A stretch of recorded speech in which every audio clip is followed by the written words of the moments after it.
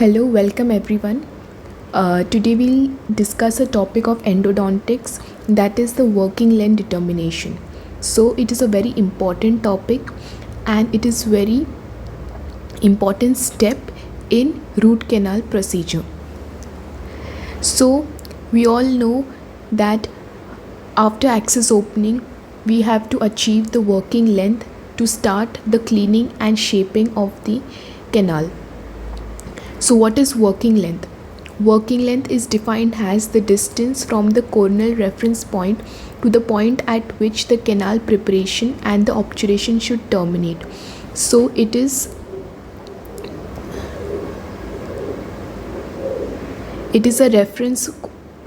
a distance from the corneal reference point. So for example, if we take this as a corneal reference point to the point at which the obturation, so this is the root, so it is the point at which the obturation and the canal preparation should terminate. So it is this distance is known as the working length.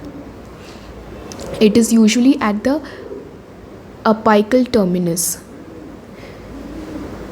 of or the minor constriction. So we know that the root canal has two sides. This is the minor diameter and this is the major diameter. The minor diameter is also known as the minor constriction.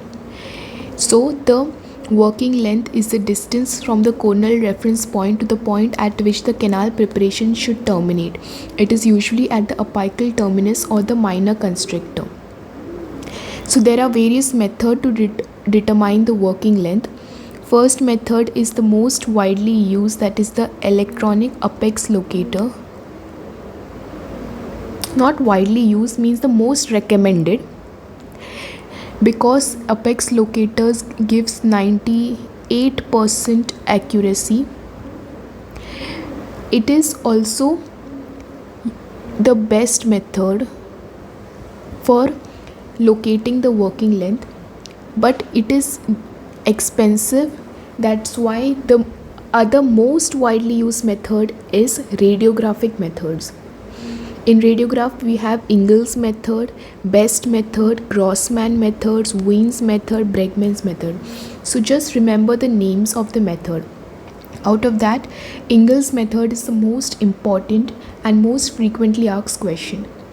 There are other methods such as X-ray grid method, direct digital radiography and xenoradiography. There are some non-radiographic methods. These methods are tactile sense, apical periodontal sensitivity and paper points.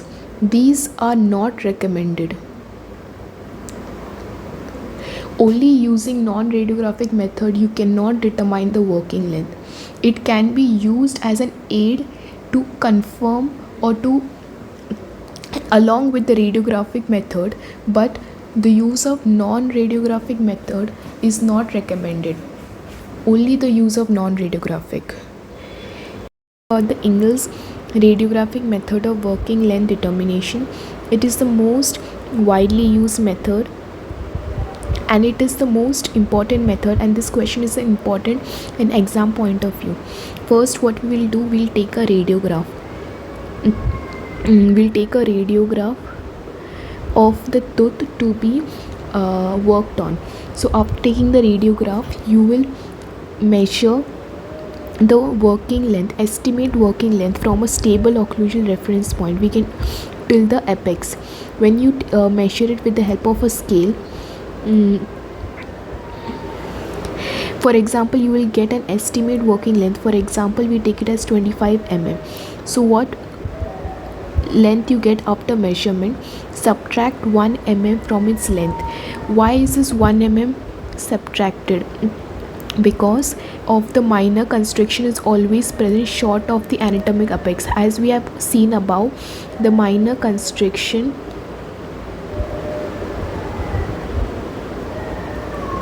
is shorter. So always we know the minor constriction is somewhere around here. So the minor constriction is short of the anatomic apex, and to compensate for the radiographic image distortion. So for any distortion caused near the apex, to compensate that, we will subtract 1 mm.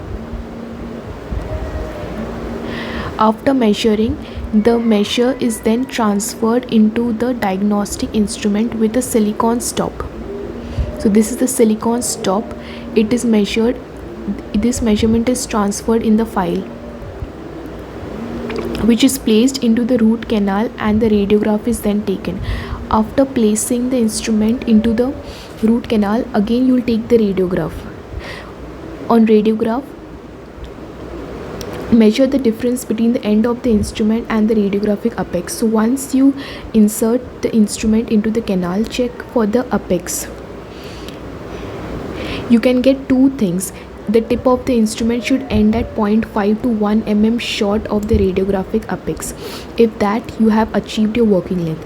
But if it is short of radiographic apex more than 1 mm, so that if you see that this distance, so example, this is the canal and this is the file. So if this distance is more than 1 mm, it is short of the radiographic apex. That means add the value earlier estimated and adjust the length. So what, add 1 mm, or if you see if there's 0.5 difference, add 0.5 difference and then adjust the stop accordingly and retake the radiograph. But if the instrument is beyond, if it is beyond the apical foramen, reduce the value from the earlier estimated working length. For example, if you have 25 mm as working length and you can see the file is going beyond the apex, then just subtract 1 mm or 0.5 mm and retake the radiograph. This will help in working length determination. So this method is the most widely used method because it is easy to use, easy to obtain, and it is inexpensive method. Inexpensive. It is an inexpensive method. That's why most of the dentists prefer using radiographic method for working length determination. So this is all about working length determination. In the next video we will cover about electronic apex locator, which is another important question which is asked. So keep watching and subscribe to the channel if you want more such videos on different topics on dental, and mention in the comment which topic or which subject do you want me to make videos on.